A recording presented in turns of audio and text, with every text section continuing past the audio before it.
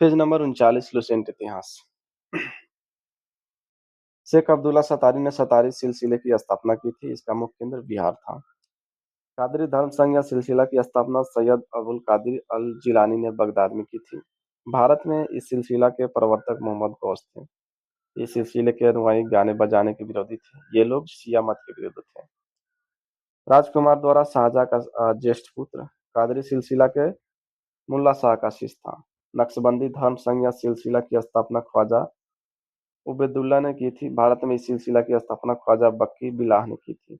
भारत में इसके व्यापक प्रचार का श्रेय बक्की बिलाह के शिष्य अकबर के समकालीन शेख अहमद सरहिंदी को था।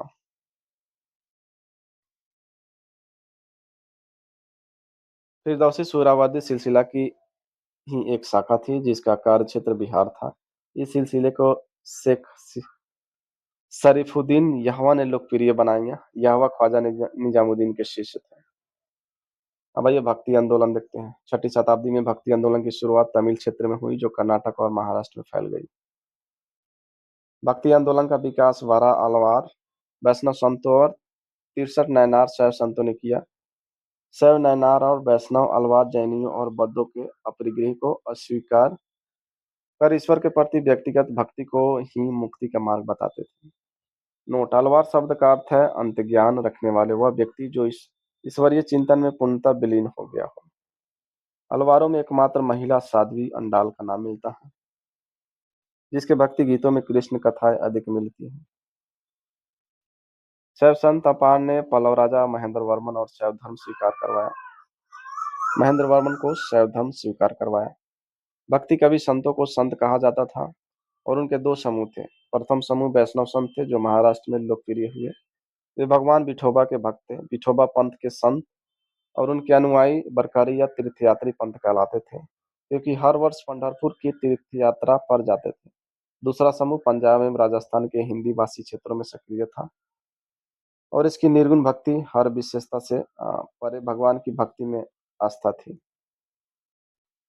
भक्ति आंदोलन को दक्षिण भारत से उत्तर भारत में रामानंद के द्वारा लाया गया। बंगाल में कृष्ण भक्ति की प्रारंभिक प्रतिपादकों में विद्यापति ठाकुर और चंडीदास थे। रामानंद की शिक्षा से दो संप्रदायों का प्रादुर्भाव हुआ। सगुण जो पुनर्जन्म में विश्वास रखता था और निर्गुण जो भगवान के निराकार रूप से पूजता था। सगुण संप्रदाय में सबसे प्रसिद्ध व्याख्याताओं में थे तुलसीदास और नाभादास जैसे राम भक्त और निम्बार, वल्लभाचार्य, चैतन्य, सूरदास और मीराबाई जैसे कृष्ण भक्त। निर्गुण संप्रदाय के सबसे प्रसिद्ध प्रतिनिधि थे कबीर, जिन्हें भावे उत्तर भारतीय पंथों का आध्यात्मिक गुरु माना गया। शंकराचार्य के अद्वैत दर्शन के विरोध में दक्षिण में वैष्णव संतों द्वारा 4 मतों की स्थापना की गई। दक्षिण में वैष्णव संतों द्वारा स्थापित 4 मत श्री संप्रदाय, रामानुजाचार्य, विशिष्टाद्वैतवाद, ब्रह्म संप्रदाय, माधवाचार्य, द्वैताद्वैतवाद, रुद्र संप्रदाय, विष्णु स्वामी, शुद्ध द्वैतवाद, सनकादि संप्रदाय, निम्बक्काचार्य, द्वैताद्वैतवाद।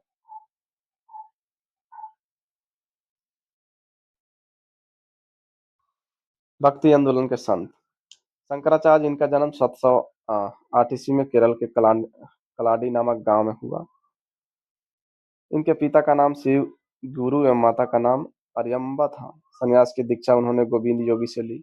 उन्होंने भारत के 4 कोनों में पीठों की स्थापना की। दक्षिण में श्रृंगेरी, चिक्कमंगलूर कर्नाटक में, शारदा पीठ, पूरब में पुरी उड़ीसा में, गोवर्धन पीठ उत्तर में, बद्रीनाथ चमोली उत्तराखंड में, ज्योतिष पीठ तथा पश्चिम में द्वारका जामनगर गुजरात में शारदा पीठ।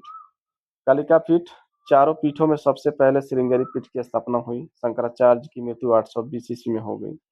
शंकराचार्य ने बादरायण के ब्रह्म सूत्र के आधार पर अपने सिद्धांत का प्रतिपादन किया